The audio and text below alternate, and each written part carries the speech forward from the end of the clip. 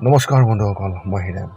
আজি এই ভিডিঅ'ৰ উদ্দেশ্য হৈছে আপোনাৰ জন্মলগ্ন তালিকাৰ ষষ্ঠ স্থানত বৃহস্পতি গুৰুৰ স্থিতি আৰু ইয়াৰ ফলত আপুনি আপোনাৰ জীৱনত কেনেধৰণৰ ফলাফল লাভ কৰিব তাৰে সম্পূৰ্ণ বৰ্ণন দিবলৈ আপোনালোকক এই ভিডিঅ'টো আগবঢ়ালোঁ, যাতে ইয়াৰ দ্বাৰা অৰ্থাৎ এই ভিডিঅ'টোৰ দ্বাৰা আপোনালোকে যাতে জীৱনত উপকৃত হ'ব পাৰে আৰু আগুৱাই যোৱাত যাতে আপোনালোকৰ সহায়ক হয়, সেইবাবে আপোনালোকলৈ এই ভিডিঅ'টো আগবঢ়ালোঁ।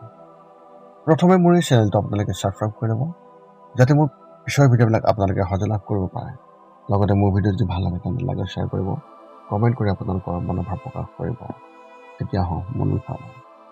আজি এই ভিডিঅ'ৰ উদ্দেশ্য হৈছে আপোনাৰ জন্মলগ্ন তালিকাৰ ষষ্ঠ স্থানত বৃহস্পতি গুৰুৰ স্থিতি আৰু আপোনাৰ জীৱনত ইয়াৰ কেনেধৰণৰ প্ৰভাৱ তাৰে সম্পূৰ্ণ বৰ্ণন আপোনালোকলৈ আগবঢ়ালোঁ।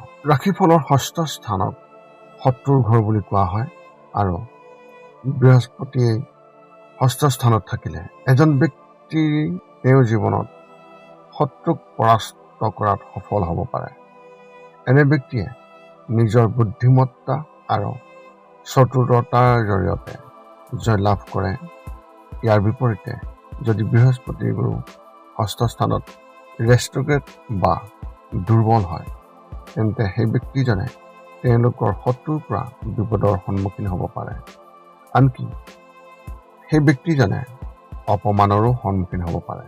যদি আপোনালোকৰ মনত জ্যোতিষসমূহৰ কিবা প্ৰশ্ন থাকে, ভিডিঅ'ৰ শেষত আপোনালোকে কমেণ্ট কৰি আপোনালোকৰ প্ৰশ্ন অৱগত কৰিব আৰু আমি আপোনালোকৰ প্ৰশ্নৰ উত্তৰ দিবলৈ আমি সকলো সময়তে সাজু আছোঁ। জ্যোতিষত আমাৰ সকলোৰে জন্ম তালিকাত 12টা ঘৰ থাকে। আমাৰ জীৱনত প্ৰায় প্ৰতিটো দিশ এই 12টা ঘৰৰ চিহ্নিত কৰা হৈছে। এই ঘৰবোৰ প্ৰতিটো ঘৰে সুকীয়া ভূমিকা পালন কৰে, কিন্তু আমাৰ জন্ম তালিকাত যদি একে হয় তেন্তে আমাৰ সকলোৰে স্বভাৱ বেলেগ বেলেগ কিয়? আমাৰ ৰাশিফলত এই ঘৰবোৰত 9 গ্ৰহৰ শুভ আৰু অশুভ অৱস্থানৰ বাবেই এনে হয়। এই ঘৰবোৰত যেতিয়া গ্ৰহবোৰ থাকে তেতিয়া সেইবোৰে আমাক শুভ আৰু অশুভ এই দুয়োটা ফলেই বিশেষভাৱে প্ৰভাৱিত কৰে। গতিকে এই ভিডিঅ'টোৰ জৰিয়তে আমি আপোনালোকৰ ৰাশিফলৰ ষষ্ঠ স্থানত থকা বৃহস্পতি গ্ৰহৰ কিছু ইতিবাচক আৰু নেতিবাচক প্ৰভাৱৰ বিষয়ে বুজাবলৈ চেষ্টা কৰিছোঁ।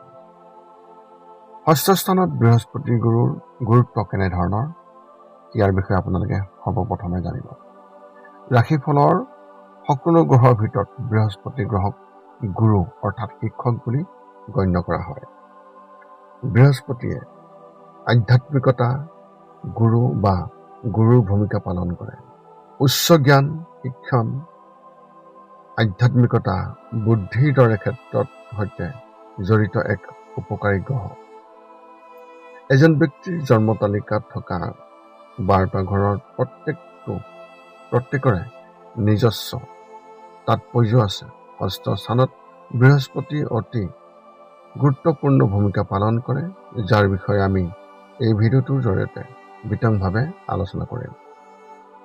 জন্ম তালিকাৰ ষষ্ঠ ঘৰটোক শত্ৰুৰ ঘৰ বুলি কোৱা হয়। এজন ব্যক্তিৰ ৰাশিফলৰ আন ঘৰবোৰৰ দৰে এই ঘৰটো গুৰুত্বপূৰ্ণ আৰু অনন্য। এই ঘৰটো সাধাৰণতে এজন ব্যক্তিৰ স্বাস্থ্য আৰু সুস্থতাৰ লগত জড়িত। এইকাৰণে এই ঘৰটোক ৰোগৰ স্থান বুলিও কোৱা হয়।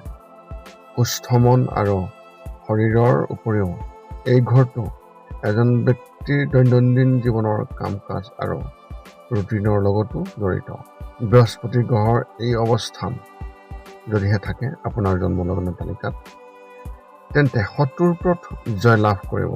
বৃহস্পতিৰ প্ৰভাৱত এজন ব্যক্তিয়ে শত্ৰুৰ ওপৰত আধিপত্য লাভ কৰিব। জ্যোতিষশাস্ত্ৰত এই ঘৰত থকা অশুভ বৃহস্পতি গ্ৰহৰ অনিয়মীয় খাদ্যাভ্যাসৰ বাবে যকৃত ৰোগ, ওজন বৃদ্ধি আৰু অন্যান্য ৰোগ হ'ব পাৰে। তদুপৰি বৃহস্পতি গ্ৰহটোৱেই হৈছে হজম শক্তিৰ অভাৱ, যকৃত বিকল হোৱা আৰু ডায়েবেটিছৰ এক কাৰণ। গতিকে বৃহস্পতি গ্ৰহৰ ষষ্ঠ স্থানত এই ৰোগবোৰ নিশ্চয়কৈ হ'ব পাৰে। ষষ্ঠ স্থানত বৃহস্পতি গুৰুৰ শুভ আৰু অশুভ প্ৰভাৱৰ বিষয়ে সম্পূৰ্ণ বৰ্ণন জানি লওক। 1 নম্বৰ, ৰাশিফলৰ ষষ্ঠ স্থানত মাতৃগৃহ প্ৰকাশ হয়। এই ঘৰত বৃহস্পতি গ্ৰহ উপস্থিতিৰ ফলত ক্ষতিগ্ৰস্ত ব্যক্তি এজনে দক্ষতা আৰু ধৰ্মীয় কাম কাজৰ প্ৰতি আগ্ৰহী হয়। এনে ব্যক্তিয়ে নিজৰ ধন সম্পত্তি শুভ কামত ব্যয় কৰে। 2 নম্বৰ, বৃহস্পতিৰ প্ৰভাৱৰ বাবে এনে ব্যক্তিৰ কোনো ঋণ নাথাকে। অতি শেষত আৰম্ভণিত কিবা এটা কাৰণত থাকিব পাৰে। 3 নম্বৰ, ষষ্ঠ স্থানত যিহেতু ৰোগৰ ঘৰ, গতিকে এই ঘৰত বৃহস্পতিৰ অশুভ অৱস্থানে এজন ব্যক্তিৰ স্বাস্থ্য আৰু মানসিক অৱস্থাত নেতিবাচক প্ৰভাৱ পেলোৱাৰ নিশ্চয়কৈ সম্ভাৱনা আছে। 4 নম্বৰ, যদি বৃহস্পতিৰ লগত শুভ গ্ৰহ অৱস্থিত থাকে অৰ্থাৎ যুতি কৰি থাকে, তেন্তে আপোনাৰ শাৰীৰিক অৱস্থা উন্নত কৰিব, আপোনাক সুস্থ কৰি তুলিব। 5 নম্বৰ, বৃহস্পতি গ্ৰহৰ উপৰিও আপুনি এজন মিঠাভাষী আৰু গুণী ব্যক্তি হ'ব পাৰে। উদাৰ হোৱাৰ উপৰিও আপুনি সাহসী আৰু বিচক্ষণ হ'ব। 6 নম্বৰ, বৃহস্পতি গুৰুৰ প্ৰভাৱৰ বাবে আপুনি এজন খুবেই ভাল কাম কৰা ব্যক্তি, মানুহৰ মংগলৰ বাবে কাম কৰা আৰু যশস্বী ব্যক্তি হ'ব। ইয়াৰ ফলত জ্যোতিষৰ প্ৰতিও আগ্ৰহ জন্মিব পাৰে। লৌকিক বিষয় আৰু বাহ্যিক ৰূপৰ পৰাও আপুনি বিচ্ছিন্ন হ'ব পাৰে। 7 নম্বৰ, জ্যোতিষৰ মতে আপুনি শত্ৰু হত্যাকাৰী অৰ্থাৎ শত্ৰুঘণ্টা আৰু মুক্ত মনোভাৱৰ ব্যক্তি হ'ব। অৱশ্যে 40 বছৰ বয়সৰ শত্ৰুৰ ভয়ে আপুনি নিশ্চয়কৈ সন্মুখত দেখিবলৈ পাব। 8 নম্বৰ, ৰাজনৈতিক বিষয় আৰু বিতৰ্কত আপুনি সদায় বিজয়ী হৈ থাকিব। কেৱল বৃহস্পতিৰ অশুভ প্ৰভাৱৰ সময়ছোৱাত আপোনাৰ মাতৃ, ককা আৰু ভাইসকলৰ বাবে ভাল নহয়, বা আপোনাৰ ভাই ভনী বা মাতৃৰ ফালৰ পৰা ককাকৰ সুখৰ পৰা বঞ্চিত হ'ব পাৰে আৰু আপোনাৰ সৰু মামাৰ বিশেষ কিছুমান সমস্যা হ'ব পাৰে। 9 নম্বৰ, আপোনাৰ জীৱনত নাতি নাতিনী আৰু পুত্ৰক দেখাৰ আনন্দ নিশ্চয়কৈ পাব। সংগীতৰ প্ৰতিও খুবেই ভাল আগ্ৰহ থাকিব। 10 নম্বৰ, নাৰী আৰু পুৰুষৰ সুখ আপুনি নিশ্চয় উপভোগ কৰিব। আপোনাৰ ঘৰত নিশ্চয়কৈ চাকৰ বাকৰ থকাৰ সম্ভাৱনা অত্যন্ত প্ৰবল। 11 নম্বৰ তথ্য হৈছে, জ্যোতিষশাস্ত্ৰৰ মতে চিকিৎসা সেৱাত কাম কৰিলে আপুনি বহু খ্যাতি আৰু লাভ কৰিব। উপসংহাৰ হিচাপে ষষ্ঠ স্থানত থকা বৃহস্পতি আৰু ইয়াৰ প্ৰভাৱত ব্যক্তিসকল উৎকৃষ্ট শ্ৰমিক আৰু প্ৰবক্তা হ'ব। তেওঁলোক উৎকৃষ্ট পেছাদাৰী হ'ব পাৰে, আৰু যদি এনে লোকে সমালোচনাৰ প্ৰতি প্ৰবল নহয়, তেন্তে তেওঁলোক অধিক সুস্থ আৰু সৃষ্টিশীল হোৱাৰ সম্ভাৱনা আছে। জ্যোতিষৰ মতে বৃহস্পতি গ্ৰহই আমাৰ ৰাশিফলৰ 12টা ঘৰৰ সকলো ঘৰবোৰতে বিভিন্ন ধৰণে বিশেষভাৱে প্ৰভাৱ পেলায়। এই প্ৰভাৱবোৰ বিশেষভাৱে প্ৰত্যক্ষ আৰু পৰোক্ষভাৱে আমি আমাৰ জীৱনত দেখিবলৈ পাওঁ। ই এক শুভ গ্ৰহ, গতিকে মানুহে ইয়াৰ শুভ ফল নিশ্চয়কৈ লাভ কৰে। এতিয়া আপুনি সকলো তথ্য লাভ কৰাৰ পিছত এই 5টা কাম কৰিবলৈ আপুনি যিমান পাৰি চেষ্টা কৰক। সৰ্বপ্ৰথমটো হৈছে আপুনি আপোনাৰ শৰীৰটো সুস্থ কৰি ৰাখিবলৈ দৈনিক যোগাসন কৰক, য'ত মূলতঃ 10 মিনিটৰ বাবে ওমকাৰ মন্ত্ৰ, 10 মিনিটৰ বাবে কপালভাতি আৰু 10 মিনিটৰ বাবে অনুলোম বিলোম। ইয়াৰ লগে লগে আপোনাৰ শাৰীৰিক আৰু মানসিক স্বাস্থ্য একেবাৰে নিখুঁত হৈ থাকিব। 2 নম্বৰটো হৈছে ৰাতি শোৱাৰ আগতে নিস্তব্ধ আৰু নিৰ্জন ঠাইত 10 পৰা 20 মিনিট ধ্যান কৰিব লাগে। ইয়াৰ দ্বাৰা 2টা উপকাৰ পোৱা যায়। এটা হ'ল আপুনি ভাল টোপনি পাব, আৰু দ্বিতীয়টো হৈছে পিছদিনা আপুনি সতেজ অনুভৱ কৰিব।